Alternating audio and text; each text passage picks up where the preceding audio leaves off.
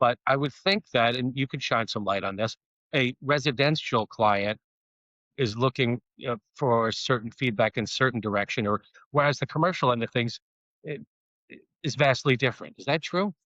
It is. I mean, I've gotten lucky with my commercial projects because they're really kind of coming to me for what I offer, which is that feeling of home. Of course, I've done some office spaces, and it's funny, those have come to me through residential clients that don't want their office space to feel like an office space. They want them to feel like homes. That's a philosophy I agree with. Like, why do we want these sterile environments as I'm sitting in my New York rental at the moment? But we don't want that, we wanna feel comforted by, the things around us and not always feel like we're in the blue lights of some institution. So, I think it's interesting because people are starting to think about spaces differently, like, it doesn't have to be one way, like, we can make our office spaces, more inviting and Yeah. comfortable, like you're inviting someone into someone's home. That wasn't always that way. Hello, I'm Mike Ryan. I'm the Chief Networking Officer at PIMS, and welcome to our second season of Minutes with Mike. Now in my 33rd year at PIMS, I've had the privilege of partnering with companies both large and small, supporting their PR and marketing through customized fulfillment and distribution that delivers measurable impact on their brand perception, boosts positive affinity, and fuels their overall brand performance. And throughout my career, I've had the chance to work alongside many talented folks. This is their story.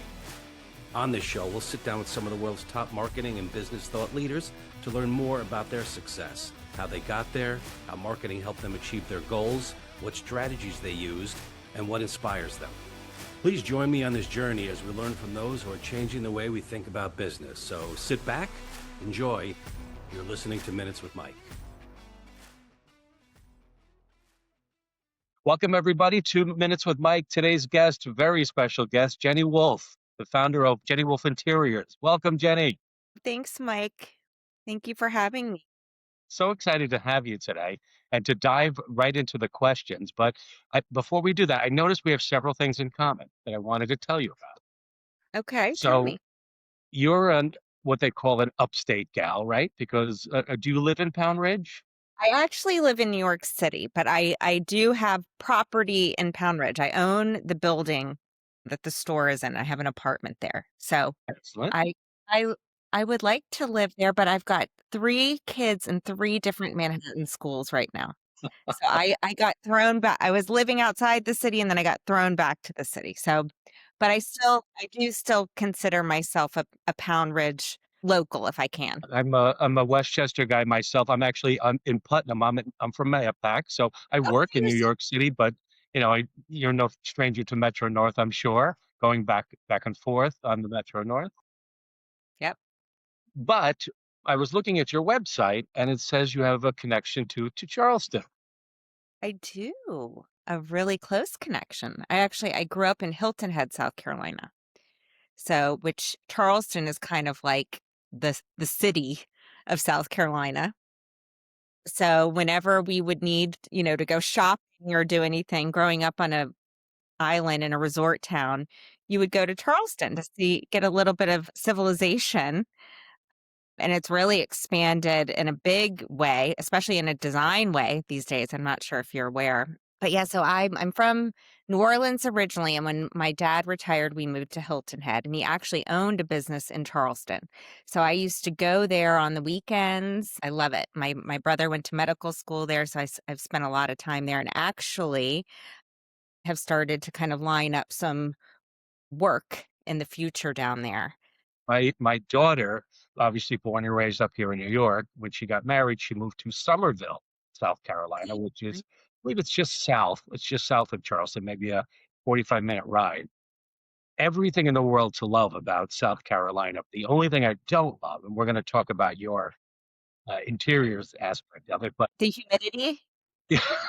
there's, now there's two things I don't love. Yeah, the humidity, but like, unfortunately for those folks that are down there, right? Like everybody's running down there because it's just the weather's beautiful, it sans the humidity, but uh, people are just loving South Carolina. So everybody's moving down there. And what used to be a town of 10,000 and that had the roads and these sort of everything mapped out now turned into a town of 40,000, still trying to do the two-lane highways to get in and out of Charleston. And the traffic is just unbelievable. I mean, you've got major interstates that are like cars like this with the yellow line in between. It's crazy. It's It's nuts. very nerve-wracking driving there.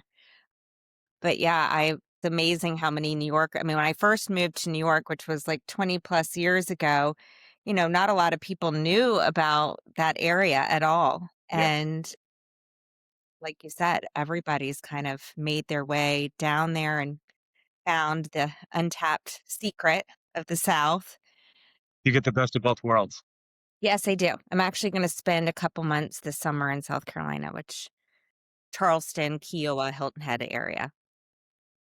So let's talk about Jenny Wolf. Let's talk about how it all started. And, this kind of world, and you're going to give me all the feedback in the world about how it all began, but like, certainly you can be educated in this world. Certainly you can be mentored in this world. But unlike a lot of jobs or unlike a lot of founders that I talk to, they create a job around sort of something that's already been created and they build from there. You, my friend, this has to be born in, right? Like this is something that you had an eye on when you were a young girl. This is something you tried. How did it start? Like, let's go way back and tell me where it began. In my parents' living room, probably, where I would just, like, look at a coffee table and start rearranging things. I tell this story all the time, but it was kind of like pseudo disease as a child that I was constantly trying to decorate, I guess. So I had a knack for it at a young age. It's not really a surprise because my parents were furniture retailers, so I grew up in their furniture showrooms, and so I got a lot of that inspiration growing up. And for some reason, even as a 7-year-old, I was like, I'm going to be an interior designer when I grow up. And I don't even think I knew what that meant. I really didn't know what that meant, but I just felt that in my heart. So fast forward a few years down the line, I was in college and I didn't study interiors. I actually, at that point, I was more interested in working in fashion retailing, and I thought I wanted to be a buyer. So I spent my summers in college doing like internship programs. Did one with Bloomingdale's and many others. And I decided that I was going to move to New York and work in fashion. So I got a job with Ralph Lauren and I worked in women's wear and I was doing merchandising. So setting up shops, opening shops for their wholesale women's division all across the country. So I was there for about a year and then my boss left and I took her position. And then the next thing you know, I'm managing a larger team. And I think I was at one of our installations at a hotel called the Greenbrier Hotel. We were installing a shop. Just looking at my notes on that. Uh-huh, yes. So I was there and I was like just overwhelmed by the interior design of the hotel.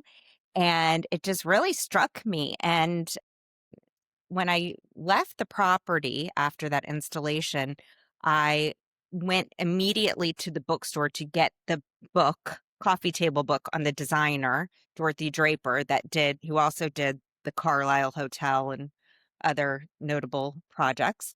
And I just like started reading it and I was like, okay, it's time. I feel like this pull to switch careers at that point. I was, climbing the corporate ladder at a major corporation and had a dream job.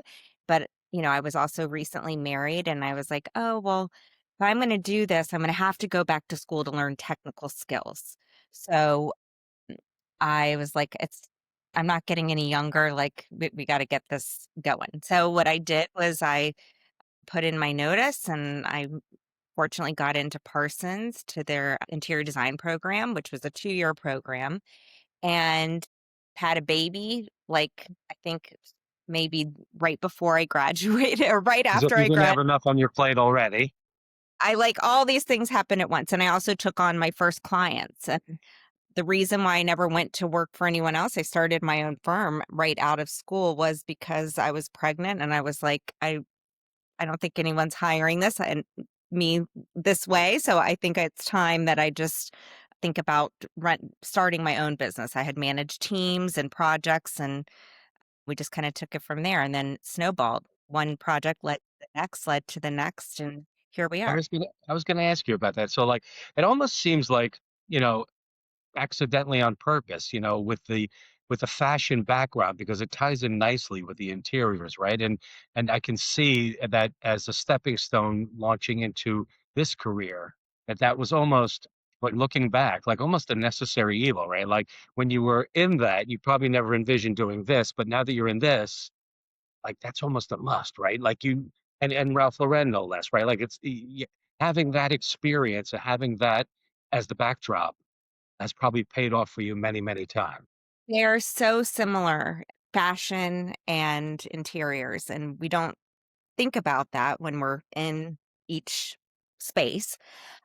But styling a room or dressing a room is not unlike dressing ourselves or styling a mannequin with accessories. So, you kind of take that same skill set that you had in the fashion career and apply that to interiors, and it works out. And I think there are actually a lot of people that have worked in fashion that have parlayed their career into interiors, and it's actually a very easy transition, I would say. And when you break down a room and you think about it, that it's not unlike dressing ourselves, it kind of, even for someone that doesn't do this for a living, it kind of makes sense, right? Absolutely. You start your own business. I would assume just like all the rest of the founders, you kind of jump into it, feet and hands first, and then figure it out as you go along, right? So did you assume that you were going to sort of open a retail spot and then have people come to you? Were you going to go work for another company? Were you get how what did you think you were going to do, and what ended up being what you did? I think I didn't think too much. It was just everything happened really fast and furious, to be honest. I think I thought I would go work for someone, but then a private client came to me, and then it was like, all right, well, here we go. And like I said, it just kind of one turned into the other. The retail component, although I always felt like I wanted to have my own retail venture, that didn't come for many, many years. That was probably about 8 years into my design business that, the store was realized, that the store being the Huntress. And I didn't really have a clear vision or picture of that. I just knew, given my retail background and, like I said, my parents, owned furniture stores, my brother was in the business, that I just felt like that felt natural to me and something that I would want. The way that happened, not unlike the interiors, just kind of happened. Not on my timeline necessary. It was like the right time, the right place. And we can get into that. That's a whole other story. Yeah, we're definitely going to get into that. You're definitely going to get into that.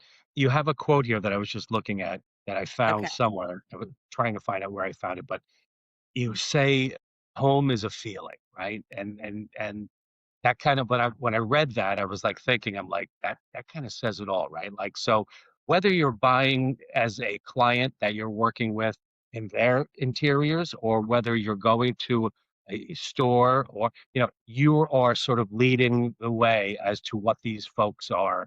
You're helping them navigate the path that they're walking on, right? They're coming in with some ideas. They're coming in with, hey, I'd really like to do this. Sometimes they have budgets, sometimes they don't have budgets, sometimes they have time frames, sometimes they don't have time frames. So much like my world, where we help people do influencer marketing and they just know that they really like what they see, they want to do this type thing, help me get there, right? So Right. tell me how that goes when a client connects with you. How does that unfold? Like how does that relationship Yeah. work? I mean, I think it's interesting because a lot of times people I mean, interior design, although it's creative and we are creating homes, there is a whole customer service logistical part of that business.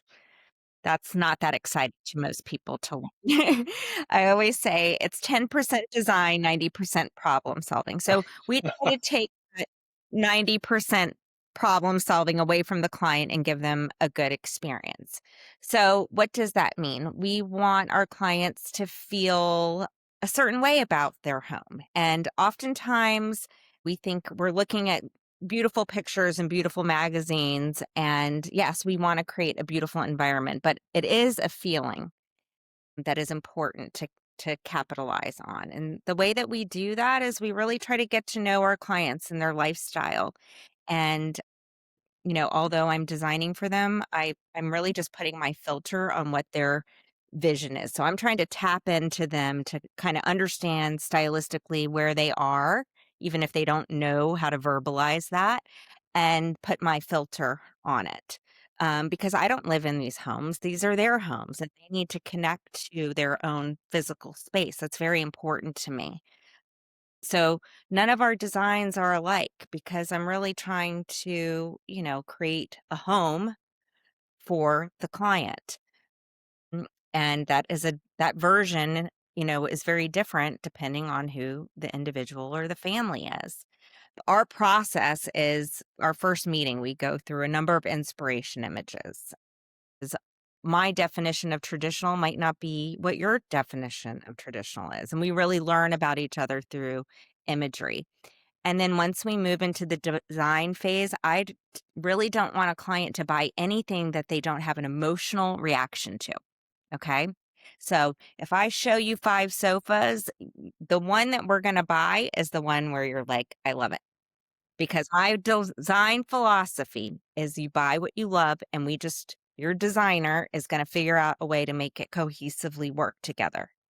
Okay. So I want that spark joy moment in the selection process because when you're sitting in your room, once it's all designed, you want to be able to look around the room and have that same reaction to the pieces that you brought into your home. And, that also applies to, accessories or things that you're bringing in, things that have meaning to you.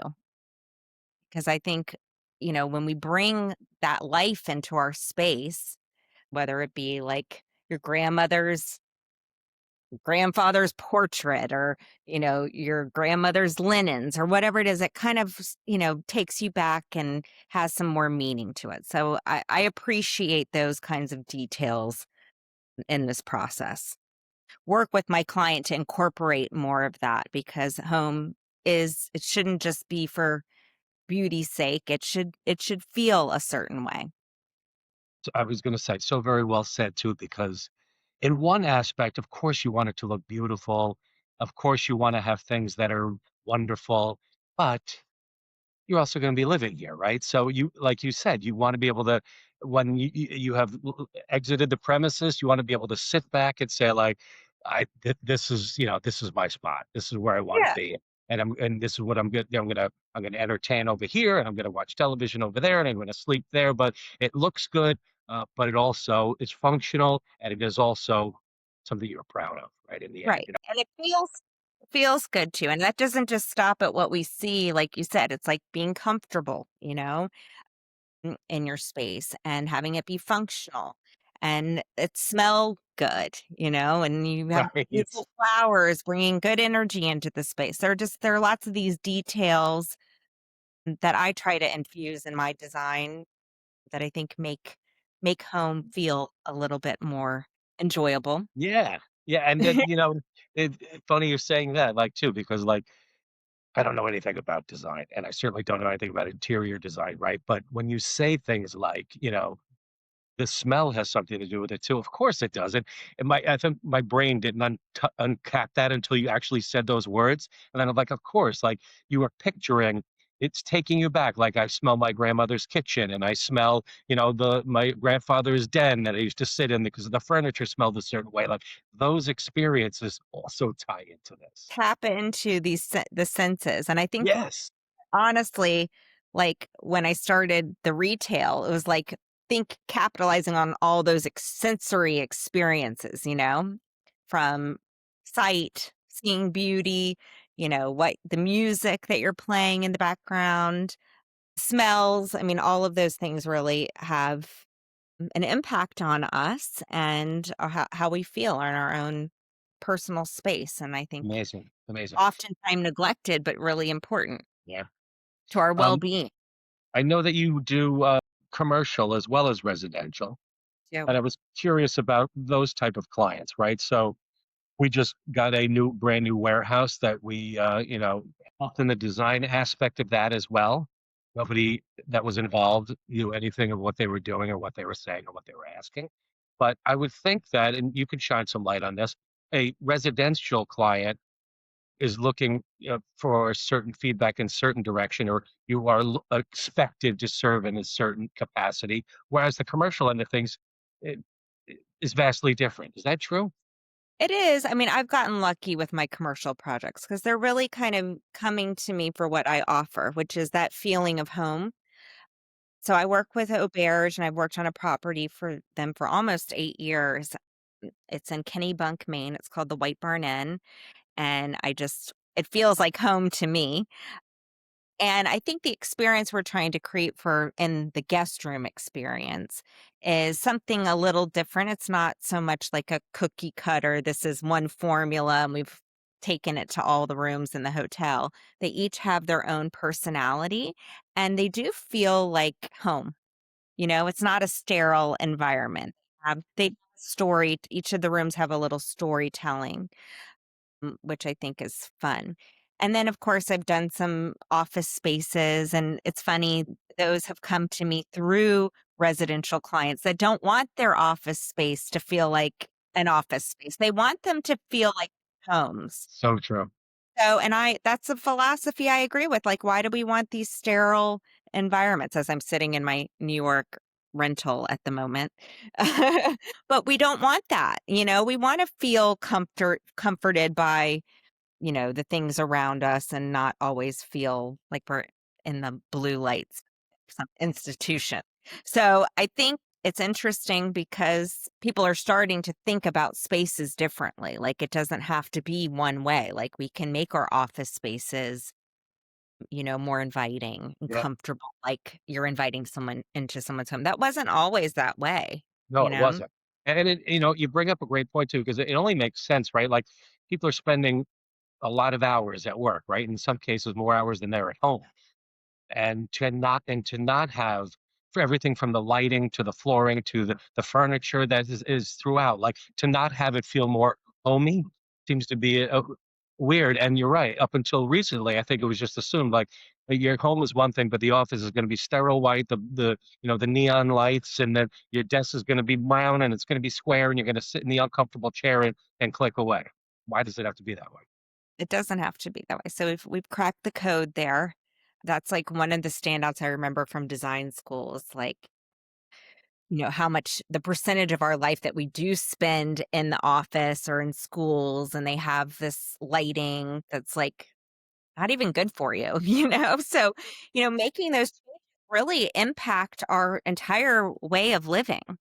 And so, I'm always happy to be there to kind of guide a client into a new way of thinking about some of these spaces. I have a lot of fun with commercial. I would like to do a lot more development projects, hotels. I wanted to get your take, shifting back quickly to the retail end of things, right? Like, so a lot of guests we have in here are founders of beauty products, consumer products, and they struggle with the idea of with the opportunity to sell online or to have consultancies where you go to the clients or however you're tying in those sales threads. There are different ways to sell things nowadays. So they struggle with the is retail outlets needed? Are retail outlets a thing of the past? Do you exist if you don't have a retail outlet? Those are the questions that kind of ask themselves. And I'm really curious on your take on that too. Not having like a beauty product that you're selling, but selling services and capabilities all the same. How do you feel about that? I think nowadays you don't really need to have, I mean, your social media, your website is kind of like your presence, is the brick and mortar important, having an office space? I mean, honestly, I think past years, we've learned that we can really manage quite a lot without all being in one physical space, which is kind of unbelievable, but it's true. I think it's just about getting creative how to, talking about the retail environment.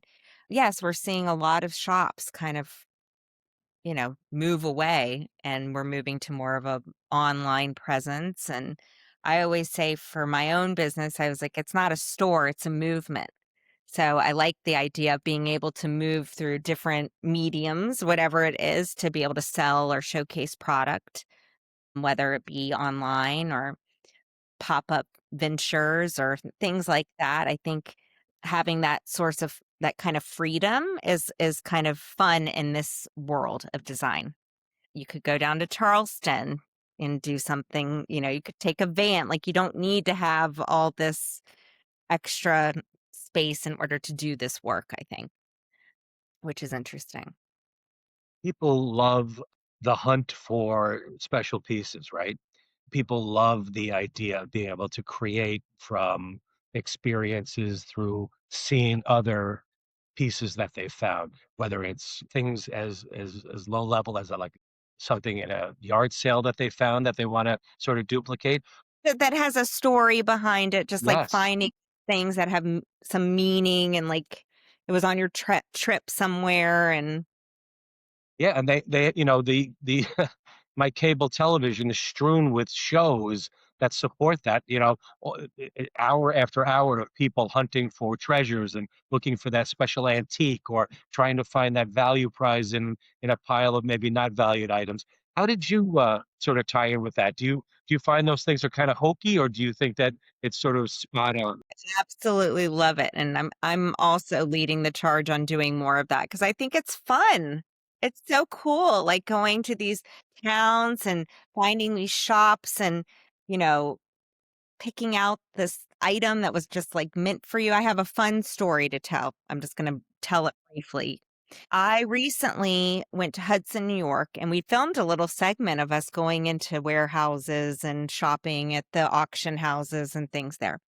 I walk into this auction house and I see stair galleries. I see this makeup table. Okay. It's a makeup table, a chair, and a beautiful folding mirror. And I noted in my head, and I'm like, that is really amazing. I think I'm going to bid on that. So the auction comes up, we do our bids or whatever. Somehow, I think we forgot to bid on it. All right. And I later was thinking about it because I had some other items I needed to pick up, and I was like, we what happened to that? Did it sell? And the lady that was helping me said, no, it didn't sell. We should, you should call. And this was like a month ago. Well, I just forgot about it. I was like, moving on to the next thing. This past weekend, I was looking through my phone and I saw a picture of a magazine of this exact table and chairs and thing. It was in someone's home. It was published, and I had screenshot it in 2016. I was like, this is weird. That is that exact same set. So I called them this morning and I said, what happened to that? Do you still have it? Because it was like a month ago. And they said, no, it's sold. And they go, wait, hold on one second. And she goes, actually, it's still here. They didn't pick it up. You can have it. I'm like, was this meant for me or was this meant for That's me? unbelievable. That's the kind of thing. And the stories people could tell about all of the items that they found and the meaning behind them and where they were in the past. I find it so fascinating. And then, you build your home out of all of these items. Right. I think it's really cool and something that feel very strongly about. And, with the Huntress, that's kind of our mission. We're on the hunt. We're finding these beautiful, unique things and, giving them new life and in the retail space and beyond. And I think that's really cool and a concept that I think should be built upon in a number of ways, not just stores, but television, however you can share that. Your work has been featured in Vogue, Architectural Digest, House Beautiful, Elle, number of other publications. What do you think's changed the most in the last, let's say, I won't even say 10 years, 5 years in your world? Like what's the big change that when you started doing things, it's completely changed to this? One, just like on the back end would just be the how we're managing design or the design business, kind of being less office focused, which we talked about earlier. But in terms of like the magazines is an interesting thing because we're seeing kind of, where we used to focus on a project to have it photographed and, positioned in a magazine, there are not a lot of magazines that are actually still in print.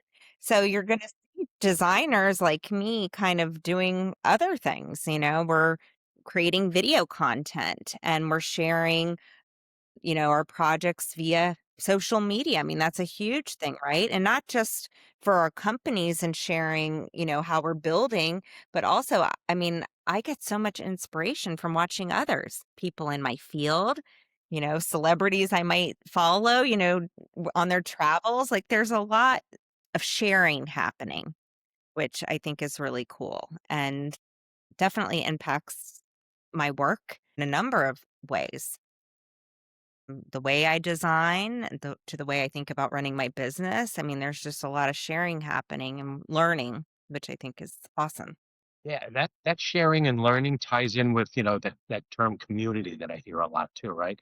And you're 100% right on the money too. Like, I've been doing this for almost 40 years, 35 years, and, wasn't too long ago that everything in our world was kept very hush hush. Like, whoever needs to know, just let out this much. Don't tell them too much. Don't lead on who we're working with. I don't want them to know I'm that's almost completely flipped now, where people are learning from one another. People that we might consider competitors are sharing information with us. We're sharing it with them to try to make our world just that much better. And especially in your world, right? You're dealing with clients and referrals and sort of like that. And to be as confident as you are in yourself and what you offer, to be able to share things like video searches of, you out in the field looking for stuff, or just what's the new latest and greatest thing. I don't think that would have happened a few years ago, but now it's amazing. Right? I mean, even back in the day, like before the internet, I mean, even probably 20 years ago, interior designers were sourcing by like going to just a showroom. Like they didn't have the internet at their fingertips to kind of do this massive search or marketplaces like First Dibs or Cherish that Right. have, so many options and you'd have to go to 1,000 different, antique stores to find that one armoire and like honestly, who has the time for that, right? So it's actually been made things much more efficient and you just get such a larger breadth of product out there to preview, and I don't think we could go back to to the way it was run before, and I honestly sometimes I sit there and like, how did they do this job? I don't know. That's that's a perfect segue into another topic I wanted to bring up to you. And when I was writing my notes on the episode, I was like, huh, I wonder, like, I'm probably going to be surprised at your answer at this, but what about like, okay, so everybody's talking about AI, everybody's talking about, how artificial intelligence is going to make things so much easier. It's certainly not gonna help in the creative aspect that you have here and you have here that makes you or separates you from the rest. But like, what about things like interaction and communication with clients and, staging and stuff like that? Like, are you finding that sort of that artificial intelligence is going to be a hindrance, a help? Do you use it? Are you planning on using it? Where are you with that? So like I said, I'm a little behind the times, me personally, but I do believe in it and I think it's important. And so, hiring the right people that can kind of integrate that and kind of bring us up to speed on some of that technology. I mean, I have clients that are very well versed in it and they can send me a rendering of their own room the way we've designed it. And it's kind of like, oh, wow. You know? So, obviously, you have to get up to speed on those things. Just gets more competitive and people are very visual. and they want to see what they're getting. So, like I said, it is a customer service business at the end of the day. So whether I like it or want it or not, it's kind of important to pay attention to. And you can always hire a bot, right, to do that work for you. I don't think I'll be doing a lot of that, but I see the relevance and the importance, and I think it's cool. I'm, you know, open to new innovations in this field, and we have And to be. yeah, and it's here to stay. So we're all going to have to adapt or use it to make our worlds a little bit better and easier. As we're coming up on the time here, Jenny, I wanted to ask you about the future of Jenny Wolf Interiors and the Huntress. Like, what's next? What do you have planned? What's coming up? Where are you taking things? My goodness. Well, I think I probably will be taking my projects to down south. I do plan to do a lot more work down there. And, the biggest nut for me to crack is product development. I really would like to be designing more. And even for the shop, we have our own line of candles and bath salts. And I would like, and also textiles and furniture and things like that.